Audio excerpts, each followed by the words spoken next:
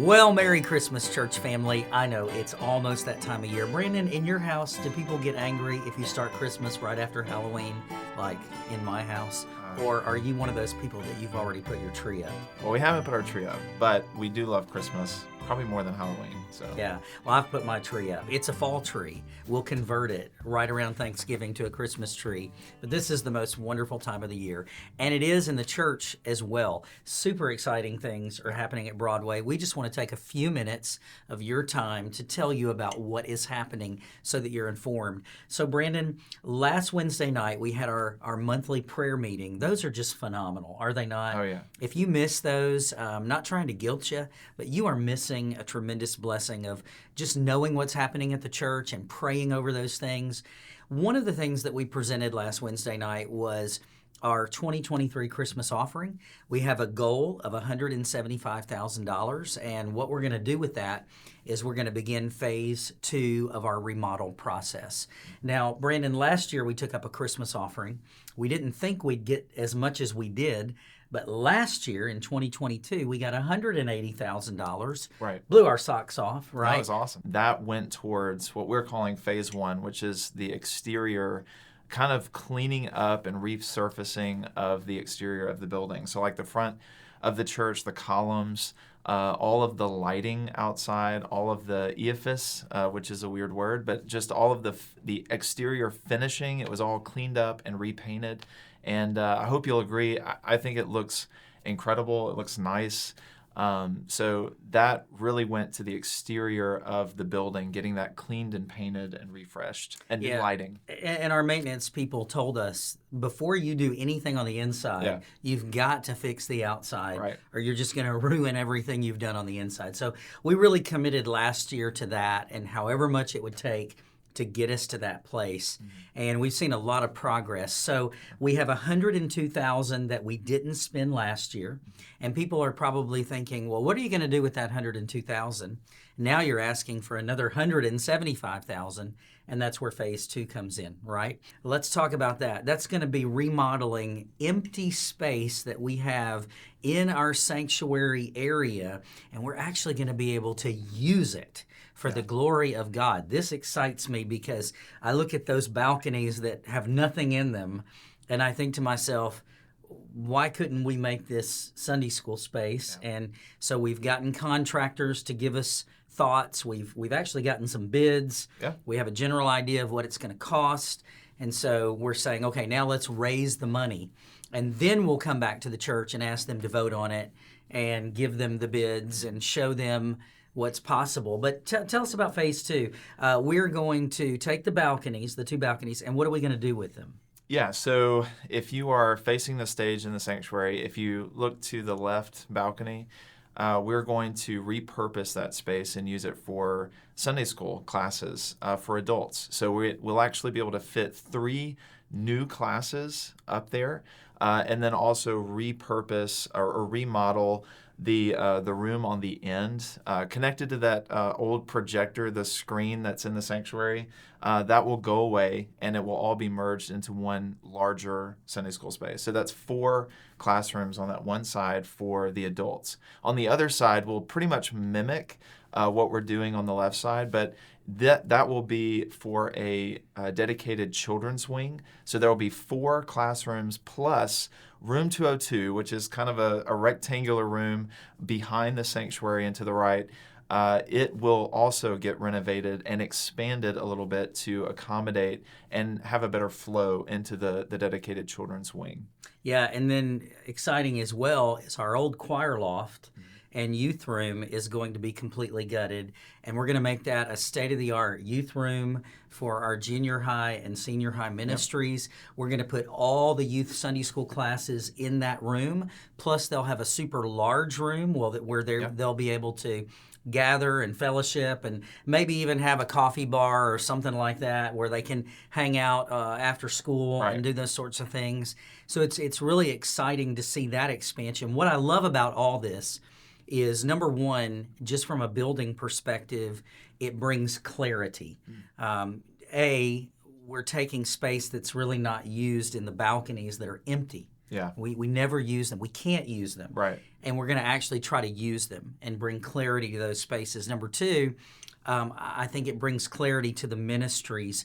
When a parent comes to this church and they drop off a teenager on Sunday morning, that teenager has to like walk all around the church to get to these weird places where their classes are. Some of them are like way back behind the stage and in hallways. And it's like, okay, we want this to be safe and secure. And we want those parents to know, when I drop my kid off at this room, this is where I can find them and this is where I can pick them up. Right. We also want parents of 1st through 5th graders to feel like it's safe. And so when you drop your kid off on the left side of the staircase in the hub, you know when they walk up those stairs, that's where they're going to be. Right. And they're going to be safe there, and they're going to be secure, and they're going to be in that location. So I love the clarity that this is going to bring, and the added ministry. Yeah. And I love how, from a security standpoint, everybody's going to be in this building, so they're not going to be spread out.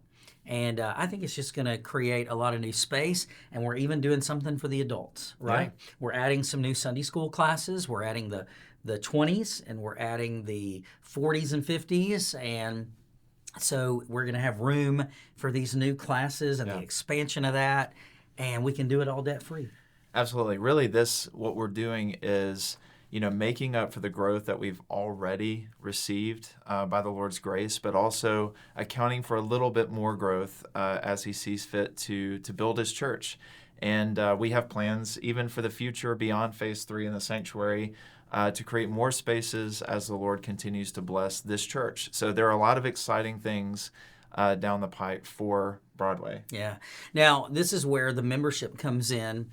We know that currently we're asking you to give in 3 ways, and we understand that, and we just want to make this clear. I mean, first of all, we always ask that you just give your regular tithe and offering, and that goes towards the general fund. And when you give to the general fund, you're giving to a multiplicity of things.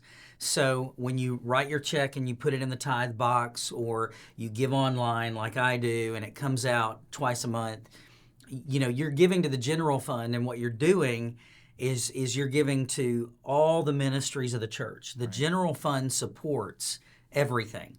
It's the budget, lights, the lights, the air conditioning, but also it supports missionaries. Right. The general fund gives a 10% portion of what's given to missions. Yeah. So people say, well, do we support missionaries? Yes, we do, on a monthly basis. And when you give to the general fund, you're giving to IMB missionaries, you're giving to people that are planting churches in our community, and all of our mission partners we're trying to bring before you and make that well known. So you're giving to missions, you're giving to the lights, you're giving to the air conditioning, you're giving to your pastors so that we can do the work that we're doing, and you're giving to budgets, like the children's budget. And so when they have a party or a hayride or whatever they do, or the youth ministry goes on a trip, you've given to the general fund, which supports that ministry. So you're giving to everything. But in addition to that, we're asking you to prayerfully go above and beyond that, if you can, this year. And we're asking you, first of all, we've been saying this, give to the debt reduction. Yeah. And we're so close. This week, Adam told us we're now at $560,000. Brandon, that's mind-boggling to me. In April, we owed $1 million. Yeah. Now, 3 years ago, we owed $3 million. Yeah. And then we refinanced, and it was down to 2.5. But now we're down to $560,000. That means in 3 years, God's people have given above and beyond $2 million. Yeah. Can you imagine how much interest we have saved? And now the principal, every time we make a payment, we're rolling. I mean, because the principal is being knocked down. Right. Back in April, I think Adam said, $5,000 in interest. $5,000 in interest in April, and today, what is it? $2,000. $2,000. I mean, so instantly, that extra $3,000 a month is going towards principal. Yeah. So we're going to see that continue to just drift away. Yeah. And what they're telling us is in about 12 payments. 12 payments were debt-free. Regular payments. Yeah, if we did nothing else, if nobody gave extra. Yeah. But like I give extra, and maybe you do, and other people do. And so pretty much by this time next year, we will be completely out of debt as a church, and we're super excited about that. That is going to free up in just our regular budget about $364,000 that we're currently giving to a bank for a loan. And that's going to be gone, and we're going to be able to take that money, just regularly budgeted money, and do some awesome things. Church planting, mission support, remodeling phases. I mean, we're not going to have to go to the bank and say, give us more money. We're going to have the money. Right. So we're super excited about the future and what that means. So we want you to give to debt reduction. And I would just love to see that whole thing erased sooner rather than later. Right. When you. So, Brandon, will you just write the check, please, today? Yeah, I would. All right. And let's get rid of that thing. Timothy, would you write the check, please? Somebody. And let's get rid of that. But people will say, well, what are you going to do next? You're going to take us back into debt. Not if we can help it. Now, we're not saying we'll never go into debt, because who knows what the future holds. We can't predict that.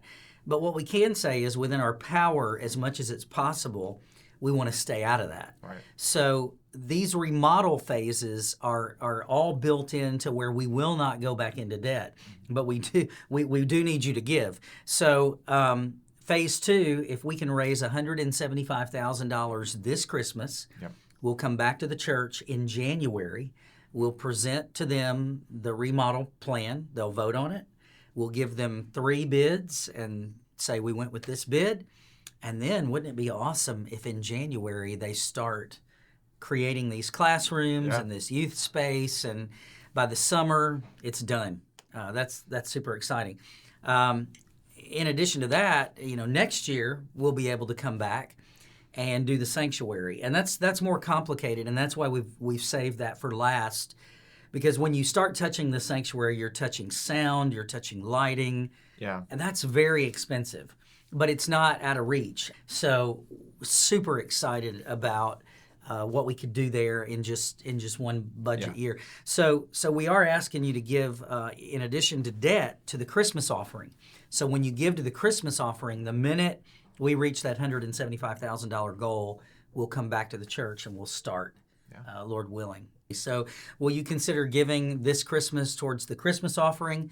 You can mark it on your tithe envelope, or you can put it on your check, or you can put it online digitally. Yeah, and the drop down in your digital giving, you can select which fund. Either if you're tithe and offering, you can give that to the general fund, or the debt reduction campaign is labeled there, or the Christmas offering building repair. I think it's what it's called. So you can select that in the drop down menu when you give online. Yeah. So pray about that. Consider it. You're going to be offered a lot of opportunities to give to a lot of different places and different organizations, and I'm sure they're all good, but your church needs that giving, and your church has great, exciting things that, Lord willing, we'll be able to do. So we're counting on you, the members, to make that happen financially, to pray about it, and to consider what you can give as an individual or as a family. Absolutely. All right. So we're looking forward to this Christmas season, and we will hopefully rejoice together at the gifts that God continues to give us.